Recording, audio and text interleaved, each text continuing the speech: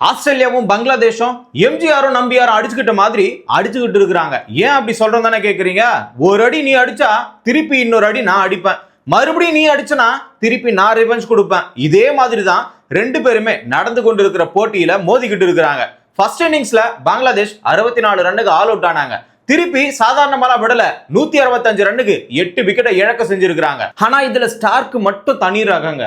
ஒரு சிங்கம் வயசாயிடுச்சு, இதுக்கு மேல வேட்டையாட முடியாதுன்னு சொல்லிட்டு சாதாரணமா போயிட்டு குகைக்கு பக்கத்துல படுத்துக்கிட்டு இருந்தா, அங்க இருக்கிற ஒரு சில குட்டிங்கெல்லாம் இருக்குல்ல, ஏய் இது வயசாயிடுச்சுடா, போயிட்டு முடிய பிடிச்சி இழுக்கிறது, காலை பிடிச்சி இழுக்கிறது, வாழை பிடிச்சி இழுக்கிறது, இந்த மாதிரி ஆட்டம் போட்டுக்கிட்டு இருந்துச்சு.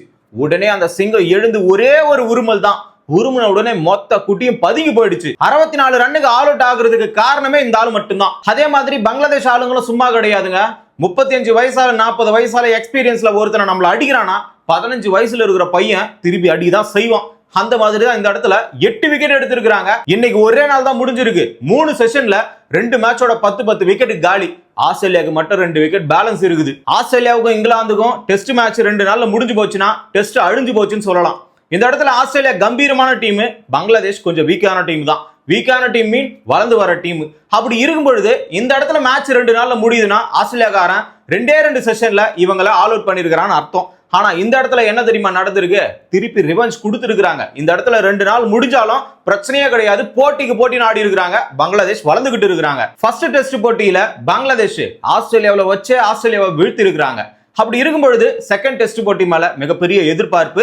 இது ஆஸ்திரேலியாவில் மெக்காய் சிட்டில தான் நடந்துகிட்டு இருக்கு. இந்த போட்டியில டாஸ் ஜெயிச்சது ஆஸ்திரேலியா தான். கொஞ்சம் கூட யோசிக்காம ஃபீல்டிங்கை சூஸ் பண்ணிட்டாங்க. ஃபர்ஸ்ட் டெஸ்ட்ல தோத்த வெறி ஸ்டார்க்கு மனசுல அப்படியே இருந்திருக்கு போல. ஃபர்ஸ்ட் பாலே வந்து போடுறாரு ஷத்மன், அழகா 0 ரன்ல பெபிலியன் போயிட்டாரு. பாலே ஸ்லிப்ல கேட்ச் காலி. அடுத்ததா 3வது ஓவர் திரும்பவும் ஸ்டார்க்கே வராரு. இந்த இடத்துல டன்சிட் இப்பதான் ஃபர்ஸ்ட் ஒரு பால ஃபேஸ் பண்ண போறாரு. 0 ரன்ல அந்த மனுஷனும் ஸ்லிப்லயே கேட்ச்ல காலி. அடுத்த பால் பங்களாதேஷோட கேப்டன் ஷாண்டோ கொஞ்ச நேரம் நிலைப்பாருன்னு பார்த்தா அவரும் 0 ரன்ல காலி. 5th ஓவர் திரும்பவும் ஸ்டார்க்கே வராரு. மொமினல் ஹக் 9 ரன் அடிச்சு வச்சிருந்தாரு, அவரும் காலி. 7th ஓவர்ல லிட்டன் தாஸ் 0 ரன்ல ஒரு கேட்ச கொடுத்தாரு. அந்த இடத்துல வெப்சர் விட்டதனால தப்புச்சாருன்னு நினைச்சோம். ஆனா அடுத்த பால்ல திரும்பவும் அதே மாதிரி ஒரு பால போட்டு அழகா மனுஷனை பெவிலியன் அனுப்பிட்டாரு, அவரும் 0 ரன்ல காலி.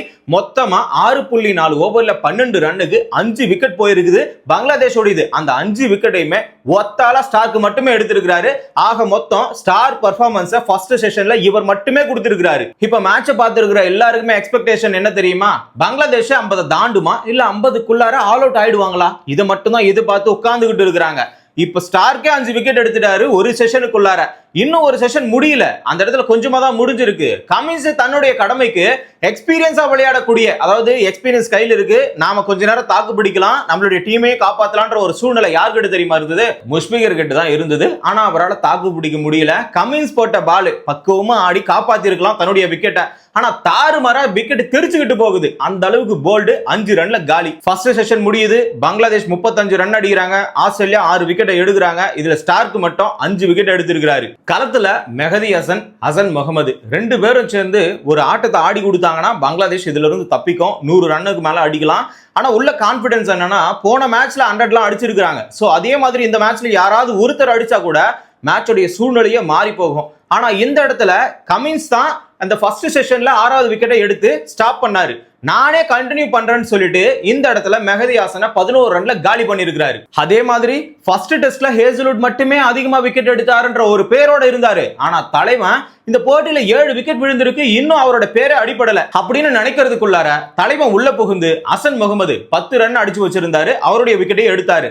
நெக்ஸ்ட் பவுன்ஸ் மட்டுமே போடுறாரு, மறுபடியும் அதே பவுன்ஸை போட்டு அழகா அவரை காலி பண்ணி வெளியே அனுப்பிட்டாரு. இப்போ 39 ரன்னுக்கு பங்களாதேஷ் 9 விக்கெட்டை இழந்துட்டாங்க. இன்னும் ஒரு விக்கெட் எடுக்கிறதுக்கு எவ்வளவு நேரம் ஆகும்? பெரிய பெரிய பேட்ஸ்மேன்களே அழகா பெவிலியன் போயிட்டாங்க.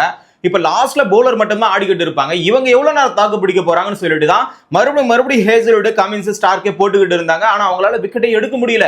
கிட்டத்தட்ட 39 ரன்ல இருந்து 64வது ரன்னுக்கு எடுத்துட்டு போயிட்டு தான் இவங்களுடைய விக்கெட்டையே விட்டு இருக்காங்க. ஆக மொத்த கௌரவமான ஒரு ஸ்கோரை எடுத்துட்டு போயிருக்காங்க. இங்க 40 ரன்னுக்குள்ளாரவோ 50 ரன்னுக்குள்ளாரவோ ஆல் அவுட் ஆகிற வாய்ப்பு நிறையவே இருந்துச்சு. ஆனா அதை காப்பாத்தி கொஞ்சமா எடுத்துட்டு போயிருக்காங்க. 10வது விக்கெட்ல 2 பேரும் 25 ரன் அடிச்சிருக்காங்க. மொத்தமா 64 ரன்னுக்கு ஆல் அவுட் ஆகி ஃபர்ஸ்ட் டெஸ்ட்டுக்கும் செகண்ட் டெஸ்ட்டுக்கும் சம்பந்தமே இல்லாம இவங்களுடைய பேட்டிங் ஆவரேஜ் குறைஞ்சு போயிருக்குது. அவ்வளவுதான், ஸ்டேட்டஸ் தெறிக்கி போகுது. பழைய ஹேஷஸ் கம்பேக் கொடுத்துட்டாங்க. வம்பு சண்டையை வேணா இழுக்க மாட்டோம், வந்த சண்டையை விட மாட்டோம், இந்த மாதிரிலாம் பாட்டை போட்டு ஸ்டேட்டஸ் போட்டு ஸ்டோரியை போட்டு கொண்டாட ஆரம்பிச்சுட்டாங்க. ஆஸ்திரேலியா ஃபர்ஸ்ட் இன்னிங்ஸ் பேட்டிங் விளையாடுறதுக்கு முன்னாடி ஆஸ்திரேலியாவில் எப்படி ஸ்டார்க்கோட ஒத்த கை ஓங்கி நின்னுச்சோ அதே மாதிரி தான் பங்களாதேஷ்ல ஷோரிஃபுல் இஸ்லாமோட கை ஓங்கி நின்னுச்சு. ஓப்பனிங்ல ரென்ஷாவும் டிராவிஸ் ஹெட்டும் களத்துக்கு வராங்க. கண்டிப்பா இந்த முறை அதிரடி ஆட போறாங்க தான் நினைச்சோம். ஆஸ்திரேலியாவை பொறுத்த வரைக்கும் இவங்க 2 பேருமே நல்லாவே ஆடுவாங்க. டிராவிஸ் ஹெட் சொல்லவே தேவையில்லை. ஆனா ரென்ஷாவை 8 ரன்ல டஸ்கின் காலி பண்றாரு. நெக்ஸ்ட் இந்த இடத்துல ஹசன் முகமது போன டெஸ்ட் போட்டியில அதிகமான விக்கெட் எடுத்திருக்காரு. ஆகையினால அவர் தான் இந்த போட்டியிலையும் மாற்றத்தை உண்டு பண்ண போறாருன்னு எல்லாருமே நினைச்சிருப்போம். ஆனா இந்த இடத்துல யார் தெரியுமா ஸ்டார்ட் பண்ணுது?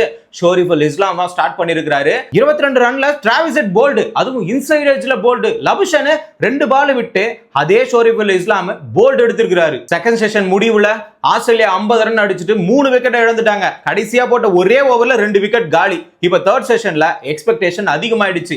இப்ப இருக்கக்கூடிய நிலைமையில ஆஸ்திரேலியா பேட்ஸ்மேன்கள் காப்பாத்துவாங்களா இல்ல ஷோரிஃபுல் இஸ்லாம் இவங்களுடைய விக்கெட் எல்லாம் எடுத்து மாற்றத்தை உண்டு பண்ணுவாரான்ற எதிர்பார்ப்பு தான் இப்ப எல்லாருக்குமே இருந்துச்சு. ஆனா ஸ்மித்தும் கிரீனும் இந்த இடத்துல விக்கெட்டே கொடுக்கல. பார்ட்னர்ஷிப் அழகா நகர்த்திக்கிட்டு போறாங்க. அப்படி நகர்த்திக்கிட்டு போக போக எல்லார் வாயிலிருந்து ஒத்த வார்த்தை தான் வருது. ஷோரிஃபுல் இஸ்லாம் தான் மாற்றத்தை உண்டு பண்ண போறாருன்னு எல்லாருமே நினைச்சுக்கிட்டு இருந்தோம். ஆனா இந்த இடத்துல விக்கெட்டே கிடைக்கல. அதுவும் இல்லாம லக்ல தான் 2 விக்கெட்டை ஒரே ஓவர்ல எடுத்திருக்கிறாருன்ற மாதிரி இவங்களுடைய ஆட்டம் எல்லாரையுமே பேச வச்சது. ஆனா ஷோரிஃபுல் இஸ்லாம் கம்பேக் கொடுத்தாரு. திரும்பவும் அவரோட ஸ்பெல்ல கண்டினியூ பண்ணும் பொழுது வந்த உடனே ஸ்மித் 42 ரன்ல காலி பண்ணிருக்காரு. எல்பிடபிள்யூ ரிவ்யூவும் காலி. ஏன்னா ஸ்மித் கேட்டு அது வீணா போயிடுச்சு. அடுத்ததா கிரீனும் விக்கெட் கொடுத்திருப்பாரு. ஸ்கொயர் லெக்ல ஒரு கேட்ச் கொடுத்தாரு ஷோரிஃபுல் இஸ்லாம் ஓவர்ல. அப்பவே பிடிச்சிருந்தா அந்த மேட்ச் அசால்ட்டா முடிஞ்சிருக்கும். அந்த சான்ஸை யூஸ் பண்ணி கிரீன் மட்டுமே ஆடிக்கிட்டு இருந்தாரு. அலெக்ஸ் கேரிக்கு ஸ்ட்ரைக்கே கொடுக்கல. அப்படி இருக்கும்பொழுது திடீர்னு ஸ்ட்ரைக்கை கொடுத்த உடனே மனுஷன் 8 ரன்ல பெவிலியன் போயிட்டாரு. அடுத்ததா ஷோரிஃபுல் இஸ்லாம் அகைன் வராரு. இந்த இடத்துல வெப்ஸ்டர் 0 ரன்ல எல்பிடபிள்யூ, கமின்ஸ் 0 ரன்ல கேட்ச். ஆக மொத்தம் ஒரு ஓவர் போட வராருனாவே ஷோரிஃபுல் இஸ்லாம் அந்த ஓவர்ல 2 விக்கெட் எடுப்பாரு. அதாவது விக்கெட் எடுத்தாலே 2 தான் எடுப்பாரு. அந்த சூழ்நிலையில் தான் இருந்தாரு. அதே மாதிரி இவர் தொடர்ந்து விக்கெட் 2 விக்கெட் எடுக்கிறாரு. ஆகையால இவர்கிட்டே கொடுத்துருவோம்னு சொல்லிட்டு மறுபடியும் இவர்கிட்டே கொடுக்குறாங்க. ஸ்டார்க்கு 0 ரன்ல காலி. ஸ்டார்க் வந்துட்டு ஒத்த கையால மொத்த பங்களாதேஷ் டீமையும் வேட்டையாடினாரு. அவரோட எதிரிலேயே ஷோரிஃபுல் இஸ்லாம் ஒத்தாலா இந்த இடத்துல ஆஸ்திரேலியா டீமையே வேட்டையாடி இருக்கிறாரு. என்னதான் தொடர்ச்சியா விக்கெட் விழுந்துகிட்டே இருந்தாலும் 2 சைட்லயுமே கடைசி நேரத்துல கடைசி விக்கெட்டுக்கு சிறப்பா ஆட ஆரம்பிக்கிறாங்க. அதே மாதிரி தான் லயனும் கிரீனும் அழகா ஆரம்பிச்சாங்க. இந்த இடத்துல லயன் கிரீனுக்கு சப்போர்ட் கொடுத்ததுனால 50 அடிச்சிருக்காரு. நெக்ஸ்ட் என்ன 115 ரன் இந்த தேர்ட் செஷன்ல அடிச்சிருக்காங்க ஆஸ்திரேலியா. அதே மாதிரி 5 விக்கெட் எடுத்திருக்காங்க பங்களாதேஷ். மொத்தமா 40 ஓவர் கம்ப்ளீட் ஆகுது. ஆஸ்திரேலியா 165 ரன்னுக்கு 8 விக்கெட்டை இழக்கிறாங்க. 101 ரன் பங்களாதேஷுக்கு லீடு கொடுத்திருக்காங்க. ஏன்னா பங்களாதேஷ் 64 ரன்னுக்கு ஆல் அவுட் ஆகி இருக்காங்க. இப்ப கொஸ்டின் என்னன்னா இந்த லீடு கொடுத்த ரன்னையும் அடிச்சுட்டு பங்களாதேஷ் நாளைக்கு ஆஸ்திரேலியாவுக்கு 200ன்ற டார்கெட்டை கொடுப்பாங்களான்னு சொல்லிட்டு கமெண்ட்ல சொல்லுங்க.